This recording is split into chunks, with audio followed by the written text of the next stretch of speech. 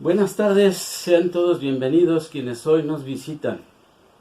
Roguemos que Dios nos hable a cada uno de nosotros para entender su palabra y atender a su consejo. Continuamos la serie Las Últimas Cosas. Hoy veremos la parte 2 de 6 del mosaico bíblico. El asunto que trataremos es sobre el amor y una de sus facultades, la cual cubre multitud de pecados. El propósito es que con los conocimientos que hoy tendremos, tomemos conciencia, cuidemos nuestro amor al Señor y a nuestro prójimo, aunque la maldad esté multiplicándose en este mundo. El título que le pongo a esta ocasión es Cuidemos no enfriar el amor. El texto base que se utilizará en toda la serie es la de Primera de Pedro 4, versículos del 7 al 13. Hoy nos enfocaremos al versículo 8 y tomaremos como apoyo Mateo 24, del 1 al 31. Los puntos por tratar serán: recordar la exhortación del apóstol Pedro, descrita en el verso 7, analizar la cualidad del amor, la cual cubre multitud de pecados, y cómo cuidar de nuestro amor para que no se enfríe. El punto número 1, empezamos. La palabra fin en 4:7 viene de una palabra griega, telos, que puede significar tener un objetivo, pudiendo traducirse así: el propósito del fin de este sistema de cosas es hacia el cual Dios ha estado obrando y sigue obrando. Repito, el propósito del fin de este sistema de cosas es hacia el cual Dios ha estado obrando y sigue obrando.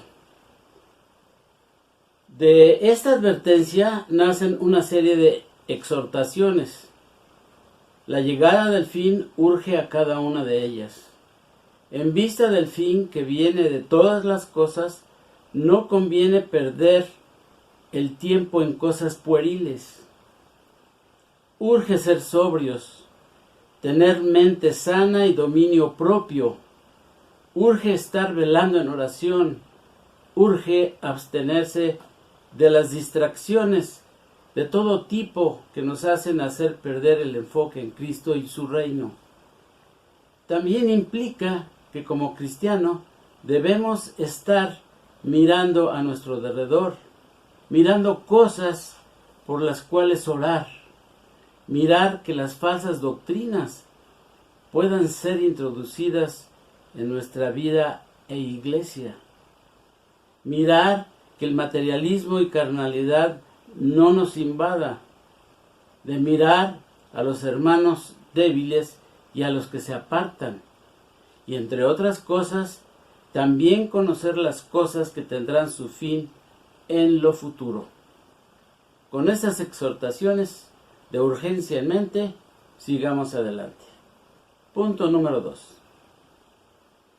Primera de Pedro 4:8 dice: amémonos fervientemente entre vosotros, porque el amor cubrirá multitud de pecados. Repito, ámense fervientemente entre vosotros, porque el amor cubrirá multitud de pecados. Ámense fervientemente entre vosotros. Aquí el apóstol usa la palabra ágape, que se refiere al amor más elevado, al amor que Dios tiene por todos. Este amor es la voluntad de buscar el bien de todos. Y además agrega, fervientemente, ektenes, palabra en griego que significa extendido o extender. Es decir, extender, alargar el amar a alguien por más frío, extrovertido, necio o negativo que éste sea. Hablando del amor entre nosotros, hermanos en la fe, es fácil amar a quienes nos caen bien, a quienes son amables con nosotros, etc. Hablando de los hijos, es fácil amar a quienes son obedientes. Pero la exhortación es extender, es alargar el amor a un hermano en la fe o a un hijo, por frío, extrovertido, necio o negativo que éste sea. Como lo hizo el padre del hijo pródigo. Estoy seguro que las madres que me escuchan lo entenderán mejor. Continuemos con la expresión, porque el amor cubrirá. Esta palabra, cubrirá, epicalupto, significa que serán perdonados. Así lo expresa Pablo en Romanos 4, 7 y 8, diciendo: bienaventurados aquellos cuyas iniquidades son perdonadas y cuyos pecados son cubiertos. Bienaventurado el varón a quien el Señor no inculpa de pecado. Me llama la atención que el versículo dice en futuro, cubrirá. Implícitamente existe un prerequisito. ¿Cuál? Aceptar antes de cubrir. Y cuando se acepta en el presente, entonces los pecados son cubiertos, son perdonados en un futuro. Iniquidades son perdonadas y pecados son cubiertos, son dos frases que significan lo mismo, pero lo segundo refuerza lo primero, subraya lo primero. El término o frase multitud de pecados en ocasiones puede ser mal entendido y explicado como pasar por alto, diciendo además que es poco amoroso y falta de tacto señalar el mal comportamiento de otro. Pero la Biblia nos dice otra cosa en Santiago 5, 19 y 20. Y dice así: hermanos, si alguno de entre nosotros se ha extraviado de la verdad y alguno le hace volver, sepa que el que haga volver al pecador del error de su camino, salvará de muerte un alma y cubrirá multitud de pecados. Si alguno de entre nosotros se ha extraviado, se refiere claramente a un creyente en el camino del extravío. Y ese alguno se refiere a otro cristiano que intenta hacerlo regresar al camino de la verdad, donde antes se dirigía. Pero por alguna razón se ha salido del mismo, y el camino se refiere a Cristo, pues Él lo dijo una vez: yo soy el camino, yo soy la verdad y la vida. Quizás alguno, psicólogo de profesión, pueda ayudarle a corregir el camino a una persona. Y qué bueno que esto pudiera ser así, y que en ocasiones es así. Pero para los propósitos divinos, esto no es suficiente. Tiene que volver a Cristo. Santiago explica aquí que el amor cubre multitud de pecados. Y esta frase está muy relacionada aquí con la acción de volver al pecador del error de su camino, para lograr el objetivo de ¿qué? De salvar de la muerte un alma. Esto significa que si amamos al pecador realmente, no le dejaremos seguir en el camino que le lleva a la perdición eterna. Si en realidad le amamos, le señalamos lo que le hace falta para tener vida eterna. Ahora bien, la única manera de hacer volver al pecador del camino de perdición eterna, de señalarle lo que le hace falta para obtener vida eterna y de cubrir así multitud de pecados, sea cristiano o no lo sea, es predicarles el Evangelio como si fuera la primera vez. Pablo recomienda a su joven discípulo Timoteo que lo haga como lo dice en su segunda carta, capítulo 4, versículo 2, que yo lo parafraseo así: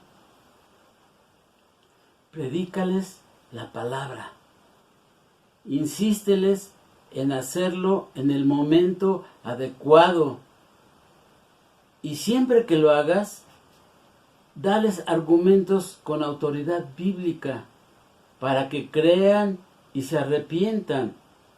Muéstrales la desaprobación de Dios por causa de su actuación o comportamiento.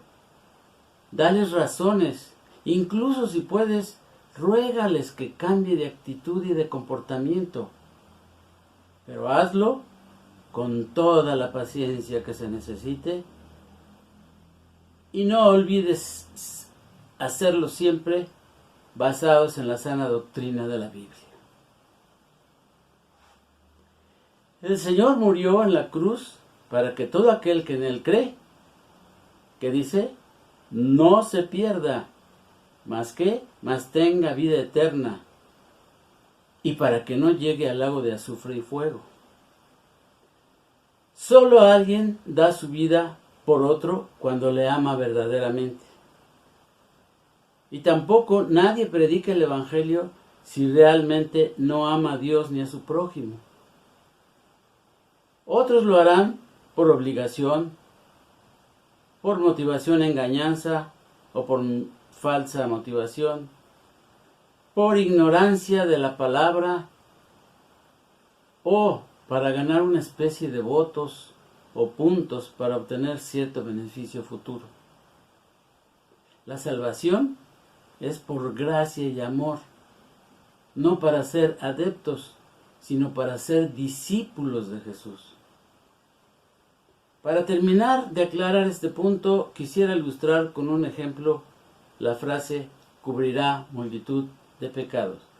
Espero ser claro en esto, espero no envolverlos más.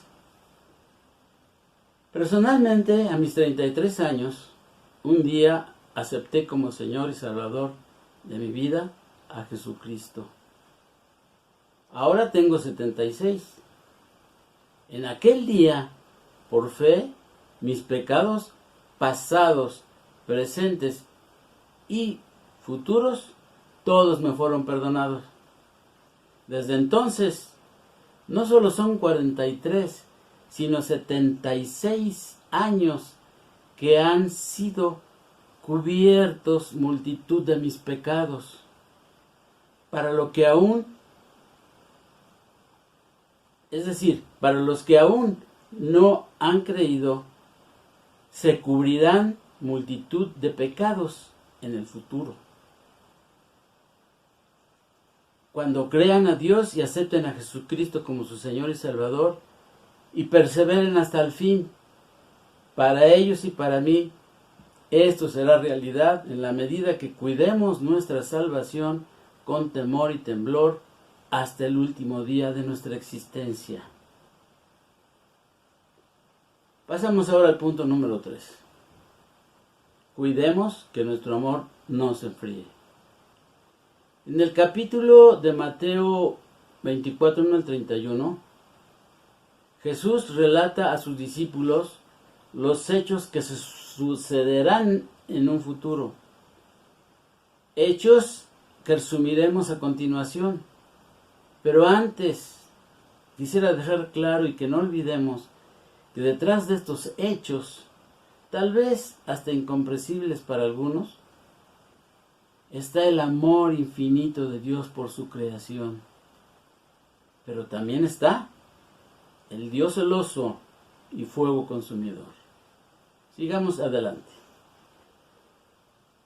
En los versos 1 al 3, Jesús responde a la pregunta de sus discípulos sobre el futuro que vendría, la destrucción del templo que aún se erguía majestuoso. 40 años más tarde se cumplió esta profecía en el año 70 de nuestra era. El templo fue destruido. En los versos 4 al 11, les pido que pongan atención sobre los hechos descritos en estos versículos. Luego les explico por qué. Aquí Jesús les habla sobre la semana 70.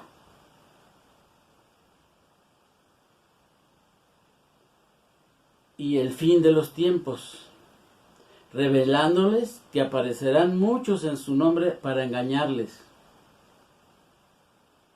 que oirán de guerras y rumores de guerras. Verán que se levantarán nación contra nación y sabrán de terremotos aquí y allá, en diferentes lugares. Entonces los entregarán a tribulación y hasta matándoles. Serán también aborrecidos de todas las gentes. Muchos tropezarán entonces y se entregarán unos a otros, y muchos falsos profetas se levantarán y engañarán a muchos. Y todo esto, les dijo, es necesario que acontezca. Repito, es necesario que acontezca, pero aún no será el fin. Versos 12 a 14. Les dice que por haberse multiplicado la maldad, el amor de muchos se enfriará. Que era vital perseverar en la fe hasta el fin, y sigue siendo vital, y que el Evangelio será predicado en todo el mundo. En los versos 15 al 20, Jesús les cuenta que a la mitad de la semana 70, descrita por Daniel, en el templo, que ahora solo existe un muro, pero para entonces ya estará reconstruido, aparecerá la abominación desoladora. En los versos 21 al 28, les habla proféticamente también sobre la gran tribulación que acontecerá en la segunda mitad de la semana. Y en los versos 29 al 31, les relata lo que sucederá inmediatamente después de la tribulación de aquellos días. Esto es, las potencias de los cielos serán conmovidas. Verán al Hijo del Hombre viniendo sobre las nubes del cielo con poder y gran gloria. Y sus ángeles, con gran voz de trompeta, juntarán a sus escogidos de los cuatro vientos. Hemos descrito de forma resumida lo que Jesús reveló proféticamente a sus discípulos. Cosas que en la semana 70 sucederán, a saber, como ya vimos, pero vamos a resumir más, las preguntas de sus discípulos y la respuesta de Jesús respecto al templo. Las cosas del fin de los tiempos que sucederán durante la semana 70. La abominación desoladora que sucederá a la mitad de la semana. La gran tribulación que sucederá en la segunda mitad de la semana. Y finalmente el regreso del Rey a la tierra al final de la gran tribulación, al final de la semana. Lo hemos hecho así para que usted tenga cuando menos una noción global. Y si lo repetimos, es con esa intención, de que el fin de todas las cosas se acerca. Pero lo que queremos resaltar hoy de todo este relato son los versículos 12, 13 y 14, que a continuación detallamos. El versículo 12 dice: y por haberse multiplicado la maldad, el amor de muchos se enfriará. El versículo 13 nos dice: mas el que persevere hasta el fin, éste será salvo. Versículo 14 nos dice: y será predicado el evangelio del reino en todo el mundo, para testimonio a todas las naciones, y entonces vendrá el fin. Antes les pedí poner su atención en los hechos que se describen en los versos del 4 al 11. A continuación lo resumo aún más, con la intención de hacerles reflexionar y conocerlos mejor para contestar una pregunta que les haré. ¿Cuáles son? Oír de guerras y rumores de guerras, saber que habrá pestes, hambres, terremotos, y que serán aborrecidos y enviados aún a la muerte. Muchos entonces tropezarán y se entregarán unos a otros se aborrecerán. Saber que aparecerán falsos profetas y saber que todo esto acontecerá, pero aún no será el fin. Ahora les hago la pregunta: ¿no son estos acontecimientos los que tienen el potencial de turbar la fe y enfriar el amor a Dios y al prójimo de muchos? ¿Verdad que sin duda es así? Hoy día también hay acontecimientos vigentes que pueden producir los mismos efectos. Entre ellos están el tiempo de los gentiles. Este tiempo se identifica como el procedimiento, como el predominio de la gente malvada en este mundo, reyes y gobernadores del mundo, de los que nos habla el Salmo 2 en sus primeros 2 versículos, que no quieren nada con Dios y están contra Jesucristo y contra los fieles seguidores de Jesús. A este respecto, nosotros nada podemos hacer. Solo Dios puede y lo hará. La parábola del trigo y la cizaña evoca este tiempo futuro.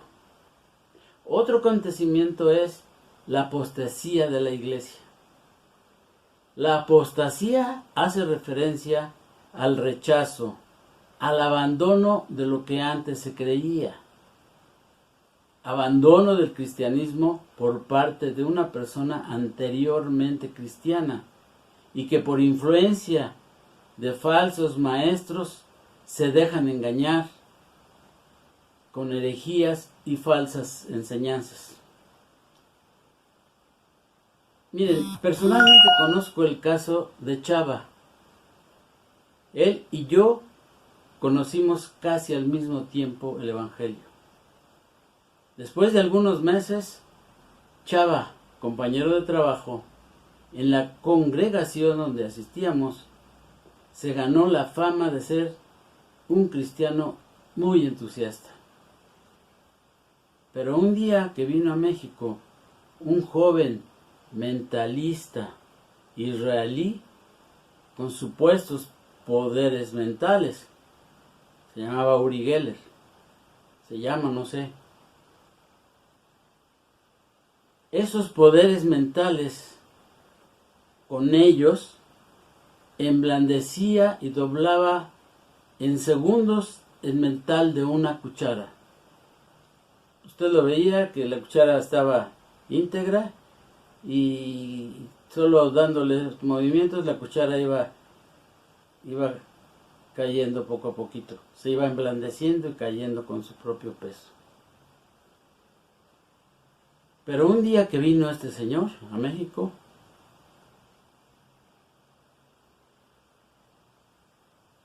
No sé qué pasó, pero Chava dejó de asistir a la iglesia. Otro caso muy creciente es el caso de GC, por las siglas de su nombre, que él mismo me dio testimonio de su conversión, entre comillas. Y digo entre comillas porque mencionó su arduo trabajo de varios años en la iglesia como evangelista. También fungió como maestro de jóvenes. Fungió como organizador de eventos. En fin, actividades que tenían que ver con el evangelismo. De pronto, él mismo dice que entregó sus responsabilidades al pastor de la iglesia sin regresar jamás ahí. Los motivos, a mí me parece que fueron entre varios político-económicos. Por otro lado, a nivel así, más global, más general, muchas iglesias cristianas de hoy parecen más bien centros de entretenimiento, centros de repartimiento de milagros. Otros más bien parecen circos, riéndose y cayéndose y levantándose del piso. Otras se hacen llamar magnates de Dios, cuya enseñanza es la prosperidad y lo único que hacen es acumular dinero. En todas ellas se habla de Jesucristo, pero Jesucristo no es el centro de sus vidas, ni sus vidas son ejemplo que podamos seguir. En pocas palabras, abandonan la fe y sin proponérselo, hacen que otros creyentes que los ven, que los escuchan, tal vez menos constantes, menos fuertes en la fe, también lo hagan así. Ahora repito la pregunta. ¿No son estos acontecimientos los que tienen el potencial de turbar la fe? La respuesta definitivamente es sí, pues sirven como una piedra de tropiezo que hace caer al creyente y enfriar el amor a Dios y del prójimo. Finalmente, y en forma de resumen, primero, quiero que recordemos a Pedro, que nos dice que como el fin de todas las cosas se acerca, implícitamente nos exhorta a considerar que no conviene perder el tiempo en cosas pueriles, que urge ser sobrios, urge tener mente sana y dominio propio, urge estar velando en oración, urge abstenerse de las distracciones de todo tipo que nos hacen perder el enfoque en Cristo y en su reino.